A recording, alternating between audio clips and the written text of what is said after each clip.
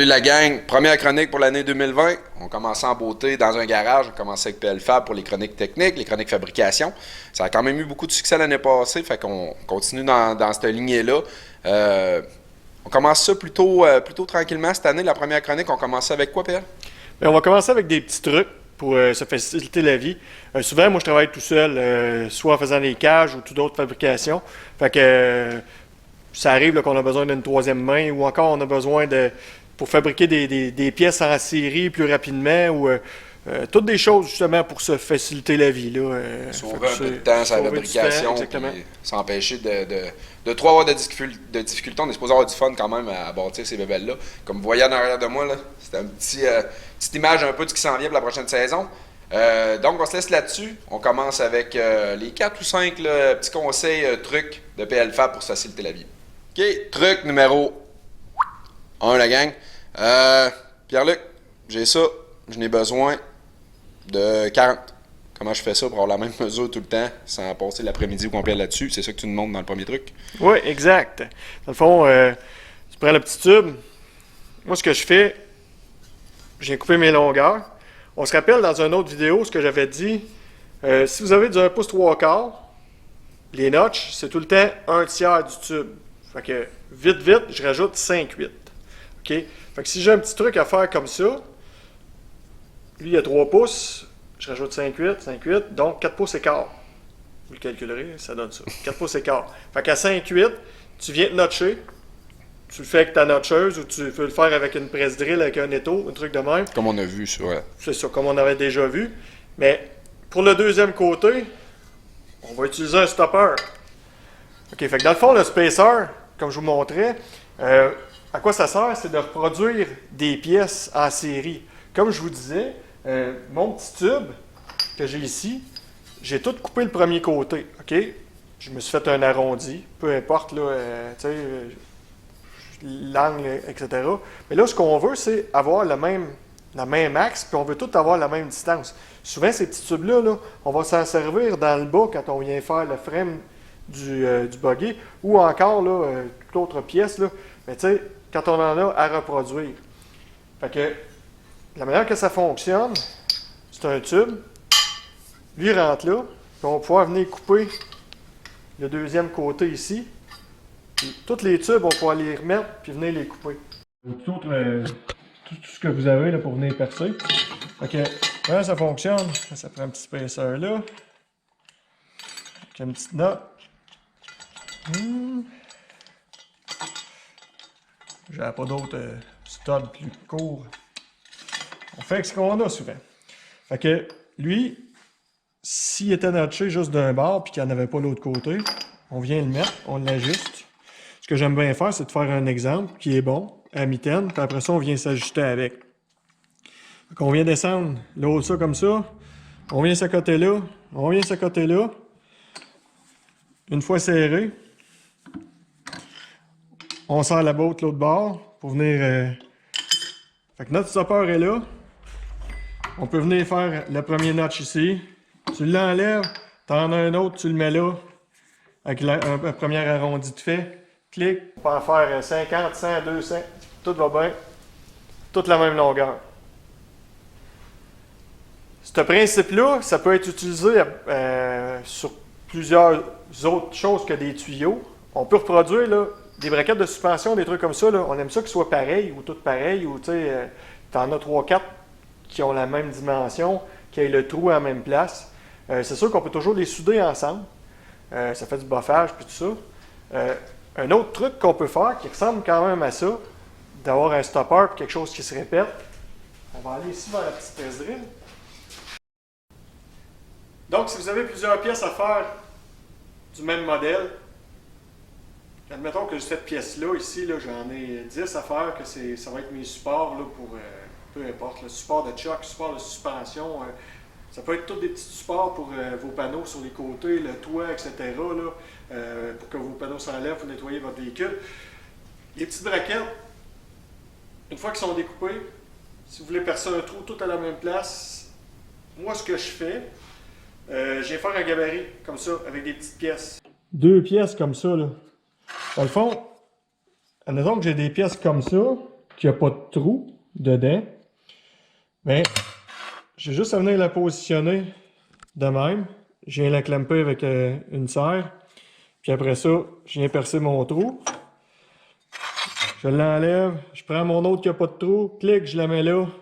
Je la perce. N'oubliez pas de venir les maintenir avec soit une serre en C ou encore des vice grip. Parce que quand ça tourne, là, on s'arrache un ongle assez rapidement. Donc, c'est ça. Ça nous permet là, de faire des pièces en série, toutes pareilles. La qualité est là. Puis on dirait que tu vas travailler pendant 2 semaines pour les faire. Dos! On a fini de couper nos petits bouts de tube. On veut les installer. Une erreur qu'on fait souvent, ça m'est arrivé plusieurs fois de le faire, je dirais que ça m'arrive encore. On est tout excités, on a fait un beau morceau avec des belles notches, ça fait super bien, on l'installe sur le buggy, bing bang, on soude ça. Pas capable de rentrer mes tubes, maudit. Fait qu'oubliez pas, vos petits tubes, truc bien niaiseux, venez les taquer avant. Taquez vos tubes, après ça, vous venez installer vos tubes. Ça va vous sauver bien du zigonnage, puis bien des mauvais mots. Numéro 3. Pendant que vous construisez votre cage, c'est super important. Et vous pouvez le faire plusieurs fois. Là. Positionnez le banc dedans. Asseyez-vous dedans. Voir la position de conduite. C'est important aussi pour tout ce qui est tube en avant de vos yeux, savoir si vous allez les avoir dans votre champ de vision. Ensuite de ça, quand vous bâtissez le côté, si vous allez venir vous cogner dessus, fait que c'est important, là, si vous êtes tout petit ou si vous êtes un bon bonhomme, comme on a mis ici, ça ne vous prendra pas nécessairement le même espace. Autre chose aussi, au-dessus de la tête. Essayez votre cage avec votre casque. Assurez tout le temps d'avoir un bon 2 pouces au-dessus du casque. Parce que ça ne veut pas dire que vous allez tout le temps vous attacher bien serré, vous allez pogner des bosses, vous allez vous péter la tête d'un tube. Ça m'est arrivé, croyez-moi, ça fait mal. Puis tant qu'à être là, profitez-en donc pour essayer pour les premières fois votre véhicule. Amusez-vous. J'ai 46 ans, puis je le fais encore, c'est normal. Pas trop.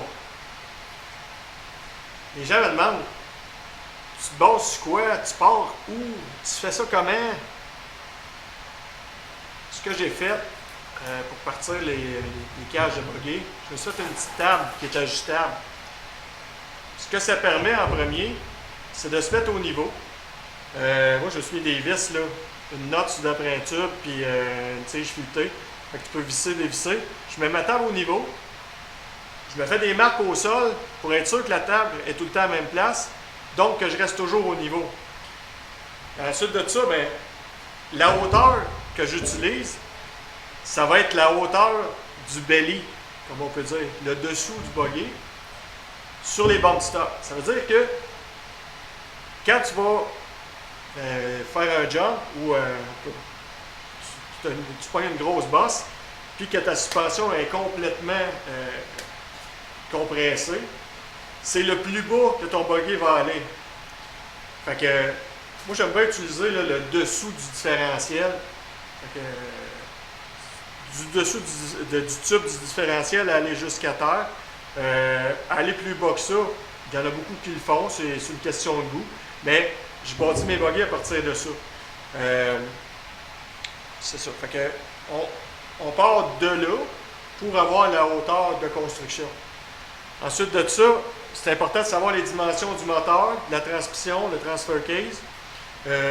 Moi, je mets 32 pouces entre les longeons habituellement. Comme ça, là, peut loger à peu près n'importe quoi. Là. Côté transfer case, là, même s'il est cloqué à plat, on va être capable de mettre un NP205 à plate ou un Atlas à plate qui va éclairer pour avoir un flat belly en dessous. Fait que, là, c'est ça. De là, quand on bâtit le buggy, on peut toujours se mettre à zéro puis avoir une référence. Fait que, un petit truc comme ça, là, partez au niveau. Numéro 5, les petits outils là, pour nous aider à faire quelque chose de droit. C'est sûr que la première chose, comme j'ai parlé dans l'autre truc, niveau. Premier niveau, au niveau de 4 pieds. Comme ça, vous allez pouvoir aller voir là, vos tubes, la hauteur de vos tubes, etc. S'ils sont tous à la même hauteur, comme dans ce sens-là, etc. Deuxième chose super importante, ça va être d'avoir ce qu'on appelle un angle finder ou encore un rapporteur d'angle. Ça, vous pouvez en avoir dans la plupart des quincailleries. Là. Lui, je l'ai pris chez Canac. Mais tu sais, si vous en avez chez Rona, whatever. C'est une petite aiguille. Fait que vous pouvez aller calculer vos angles. Il y a des gens qui se demandaient là, comment on fait pour venir reproduire des angles, des trucs comme ça. Ça, c'est super utile quand vous allez venir plier. Là. Vous venez voir, bon, ici j'ai tel angle, ici j'ai tel angle, ça me donne le temps. Fait que c'est vraiment pratique. Vous pouvez l'avoir à aiguille. Il y a celui-là qui est plus fancy un petit peu, qui n'est pas si cher, c'est à peu près 30$, il y en a sur Amazon. C'est essentiellement la même chose, c'est juste qu'il est digital. C'est le fun, il est aimanté. Fait que lui aussi il est aimanté, là. Fait qu'on peut le positionner pas mal n'importe où. Un autre niveau, là, lui, là, ça vient de chez Canadian Tire. Là. Il y a un aimant aussi, en dessous.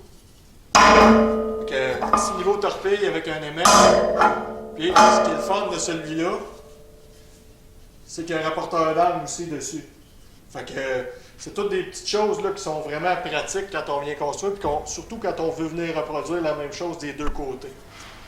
Un autre truc que j'utilise quand même pas mal, niveau laser. Ça, ce qui est le fun, c'est que vous l'installez dans un coin de la shop, tu as un X, tu as un Y, fait que tu l'enlignes, puis tu peux venir centrer tes tubes, tu peux venir t'assurer tes longueurs, etc. Fait que tout au long qu'on construit, pas obligé de la laisser allumer tout le temps.